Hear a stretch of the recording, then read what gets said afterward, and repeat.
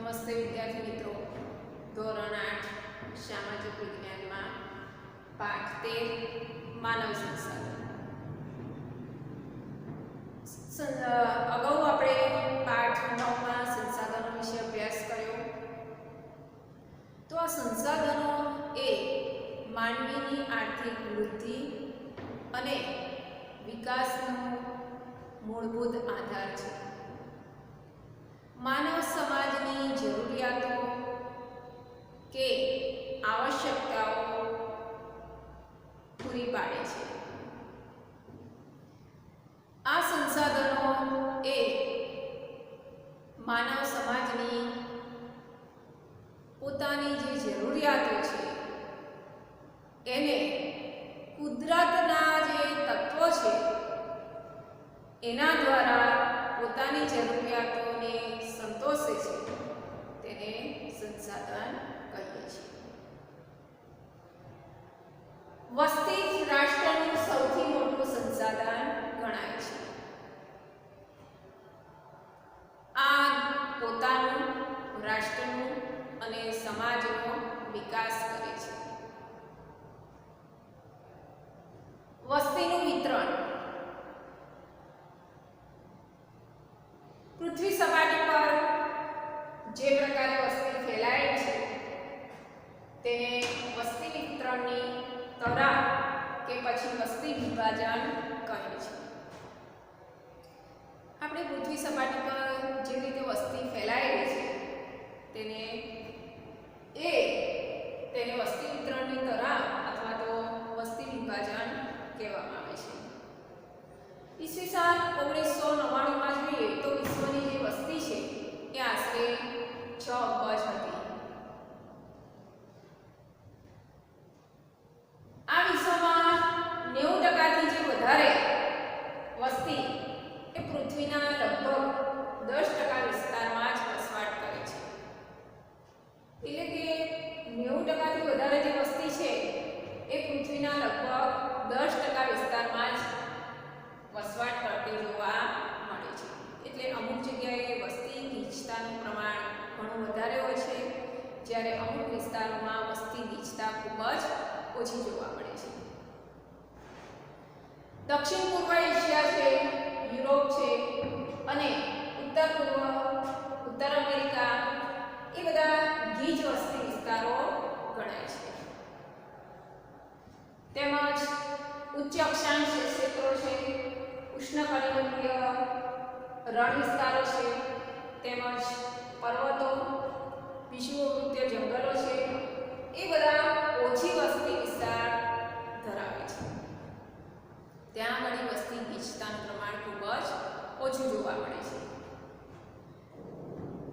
આ વિશ્વની જે કુલ વસ્તીના લગભગ 3/4 જેટલા લોકો છે તે એશિયા અને આફ્રિકાના વસવાટ કરતા હોય છે. વિશ્વની 60% જે વસ્તી છે એ ફક્ત 10 દેશોમાં જ વસવાટ કરે છે અને આ જે 10 કરોડથી વધુ લોકો ત્યાં વસવાટ કરતા જોવા મળે છે.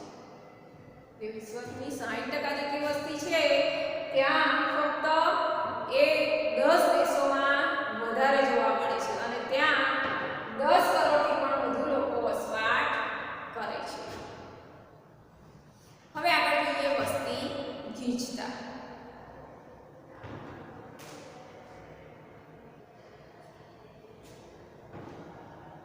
હવે સમજીએ વસ્તી ગીચતા.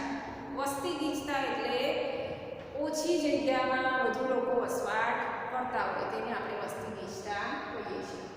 પૃથ્વી સપાટીના એકમ ક્ષેત્રમાં વસવાટ કરનારા લોકોની સંખ્યાને વસ્તી ગીચતા કહે છે. એટલે કે જે પૃથ્વી સપાટીનો જે વિસ્તાર છે એમાં વસવાટ કરનારા લોકોની જે સંખ્યા છે એને આપણે શું કહીશું? વસ્તી ગીચતા કહે છે. આ વસ્તી ગીચતા દર ચોરસ કિલોમીટરમાં રજૂ કરી શકાય છે. આ ખાસ યાદ રાખવાનું, દર ચોરસ કિલોમીટરમાં રજૂ કરી શકાય છે. આ વસ્તી ગીચતા માટેનું એક સૂત્ર છે. વસ્તી ગીચતા બરાબર દેશની કુલ વસ્તી છેદમાં દેશનું કુલ ક્ષેત્રફળ. આ ખાસ પૂછાય છે કે વસ્તી ગીચતાનું સૂત્ર કયું છે.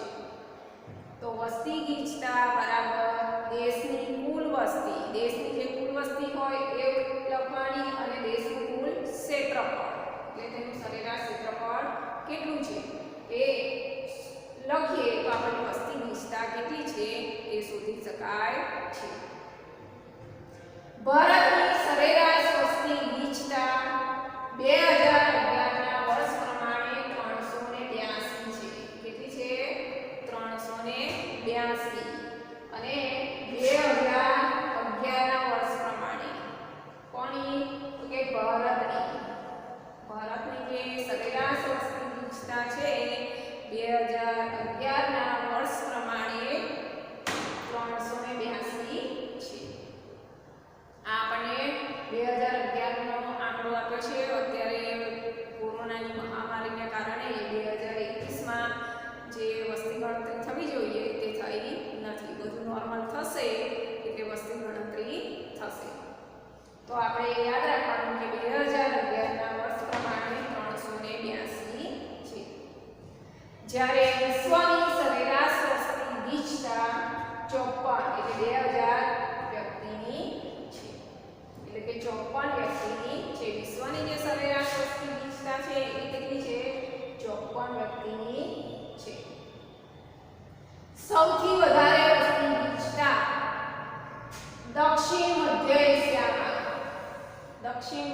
એશિયાનો ભાગ છે ત્યાં સૌથી વધારે વસ્તી ગીચતા, તેમજ ક્રમશઃ પૂર્વ એશિયા અને દક્ષિણ પૂર્વ એશિયામાં જોવા મળે છે.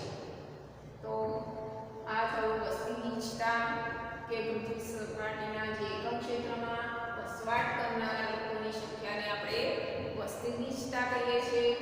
તેનું દર ચોરસ કિલોમીટરમાં તે રજૂ કરી શકાય છે. તેનું સૂત્ર છે વસ્તી ગીચતા બરાબર દેશની કુલ વસ્તી છેદમાં દેશનું કુલ ક્ષેત્રફળ. આ ખાસ યાદ રાખવાનું છે. હવે આગળ વસ્તી ગીચતાનું પ્રમાણ દર્શાવતું કોષ્ટક આપણે સમજીએ. અહીંયા તમે જોઈ શકો છો કે ભારતના વિવિધ રાજ્યોમાં વસ્તી ગીચતા દર ચોરસ કિલોમીટર વર્ષ 2011 તેનું વસ્તી ગીચતાનું પ્રમાણ અને સ્ત્રી પુરુષનું પ્રમાણ તેમજ સાક્ષરતા દર દર્શાવેલો છે. ભારત રાજ્ય, કેન્દ્રશાસિત પ્રદેશ તેમજ વસ્તી ગીચતા, સ્ત્રી પુરુષનું પ્રમાણ અને સાક્ષરતા દર. ભારતની વસ્તી ગીચતા છે 382. દર 1000 સ્ત્રી પુરુષોએ તેનું પ્રમાણ છે 943 અને સાક્ષરતા દર એટલે કે શિક્ષણ તો 74.04% છે. જમ્મુ કાશ્મીર એની વસ્તી ગીચતા છે 124.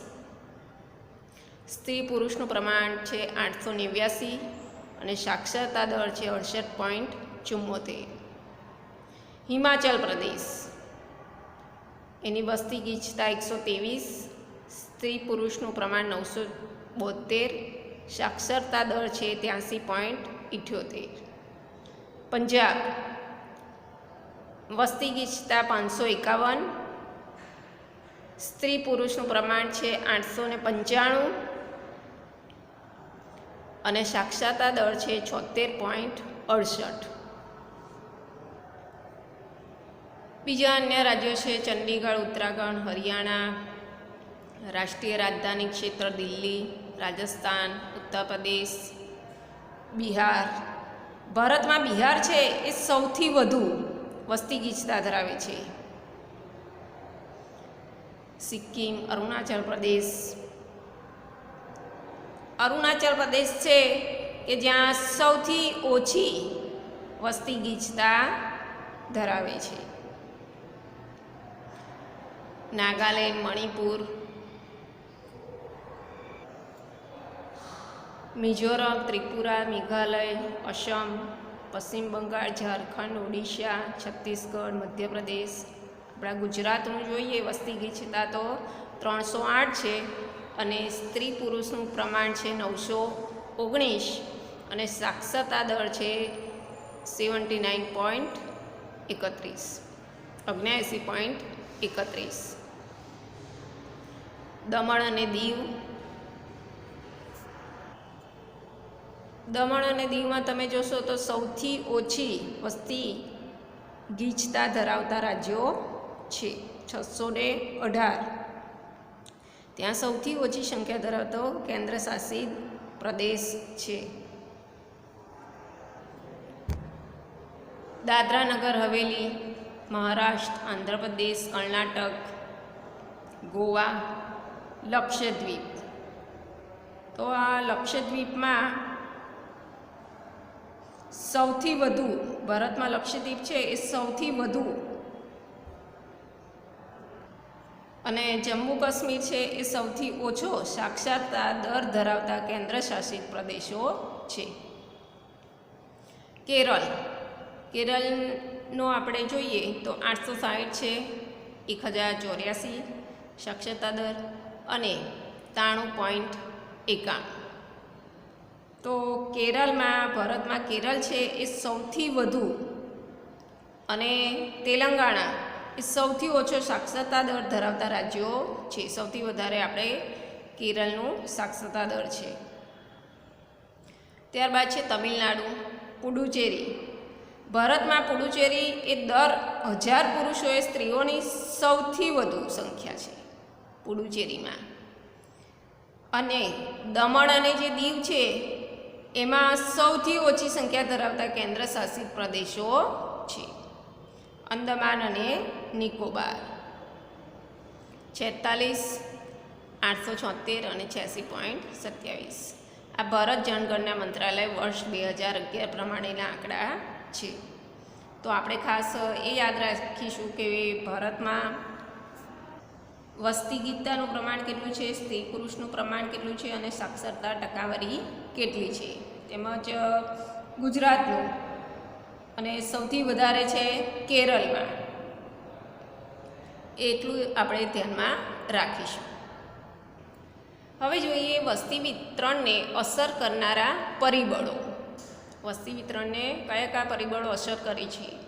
ભૌગોલિક પરિબળો. એમાં છે પ્રાકૃતિક રચના. માનવી હંમેશા પર્વતો અને ઉચ્ચ પ્રદેશોની સરખામણીએ મેદાની વિસ્તારોમાં રહેવાનું વધારે પસંદ કરે છે, કારણ કે આ વિસ્તાર ખેતી, ઉદ્યોગ અને સેવા પ્રવૃત્તિઓ માટે ઉપયોગી હોય છે. એટલે કે માનવી હંમેશા પર્વત અને ઉચ્ચ પ્રદેશોની સરખામણીમાં જોઈએ તો મેદાની વિસ્તારમાં રહેવાનું વધારે પસંદ કરે છે, કારણ કે આ વિસ્તાર છે ત્યાં ખેતી થઈ શકે છે, ઉદ્યોગો થઈ શકે છે અને જે પણ કંઈ સેવા પ્રવૃત્તિઓ માટે વધુ ઉપયોગી નીવડે છે. ગંગાના મેદાન વિશ્વના સૌથી વધારે ગીચ વસ્તી ધરાવતા વિસ્તાર છે. ગંગાનું મેદાન છે તે વિશ્વનું સૌથી વધારે ગીચ વસ્તી ધરાવતો વિસ્તાર છે, જ્યારે એન્ડ્રીસ, આલ્પ્સ અને હિમાલય પર્વત વિસ્તારમાં નહિવત વસ્તી વસવાટ કરે છે. જ્યારે આ જે વિસ્તાર છે ત્યાં આગળ ખૂબ જ ઓછી વસ્તીનું પ્રમાણ જોવા મળે છે. હવે સમજીએ આબોહવા, ક્લાઇમેટ. વસ્તી સામાન્ય વિષમ તીવ્ર આબોહવા એટલે કે ખૂબ ગરમ અથવા ખૂબ ઠંડા વિસ્તારો, જેમ કે સહરાનું રણ, રશિયાનો ધ્રુવ પ્રદેશ, કેનેડા અને એન્ટાર્કટિકામાં વસવાટ કરવાનું પસંદ કરતી નથી. એટલે અતિશય પ્રખર ગરમી કે પછી કડકડતી ઠંડી પડતી હોય એવા વિસ્તારો માનવ વસવાટ માટે પ્રતિકૂળ છે. એટલે ત્યાં કોઈ વસવાટ કરવા જાય નહીં. દાખલા તરીકે આફ્રિકાનું જે સહરાનું રણ છે, તેમજ રશિયાનો ધ્રુવ પ્રદેશ છે, કેનેડાનો ઉત્તર ભાગ છે, તેમજ એન્ટાર્કટિકા ખંડ છે, એ વગેરે વિસ્તારો અતિ વિષમ આબોહવા ધરાવતા હોવાથી ત્યાં માનવી વસવાટ કરવાનું પસંદ કરતો નથી. હવે જોઈએ જમીન, સોઇલ. ફળદ્રુપ જમીન ખેતી માટે ઉપયોગી હોય છે. ભારતમાં ગંગા અને બ્રહ્મપુત્ર, ચીનમાં હવાંગો અને ચાંગજિયાંગ તથા ઇજિપ્તમાં નાઇલ નદીના ફળદ્રુપ મેદાન ગીચ વસ્તી ધરાવતા વિસ્તારો છે. એટલે કે નદીઓના કાંપના મેદાનોની જમીન અત્યંત ફળદ્રુપ હોય છે. જે નદીઓનો કાંપનો જે વિસ્તાર હોય છે તે કેવો વિસ્તાર હોય છે? ફળદ્રુપ હોય છે અને તે ખેતી માટે ખૂબ જ ઉપયોગી હોય છે. એટલે ત્યાં આગળ કોઈ પણ ઔદ્યોગિક પ્રવૃત્તિ કરવી હોય તેને માટે સારી અનુકૂળતા ધરાવે છે. તો આપણા ભારતમાં ગંગા અને બ્રહ્મપુત્ર નદીઓ છે, તેમજ ચીનમાં હવાંગહો અને ચાંગજિયાંગ. આ શબ્દ આપણને બોલવામાં થોડો અઘરો લાગે, પણ ત્યાં આગળ આવા શબ્દો વર્ષ ઉપયોગી થાય છે. આ નદીઓ છે તેમજ ઇજિપ્તમાં નાઇલ નદી, આ બધી નદીઓએ ફળદ્રુપ મેદાનોની રચના કરી છે. તો એને કારણે અહીંયા સિંચાઈની સગવડ હોવાથી ખેતી અને પશુપાલન પણ સારી રીતે થઈ શકે છે. તેથી આ જે નદીઓનો જે ગીચ વસ્તીવાળો જે વિસ્તાર બન્યો છે. હવે જોઈએ જળ. જળ એટલે કે વોટર, પાણી. વસ્તી આવા ક્ષેત્રમાં વસવાટ કરવા પ્રાથમિકતા આપે છે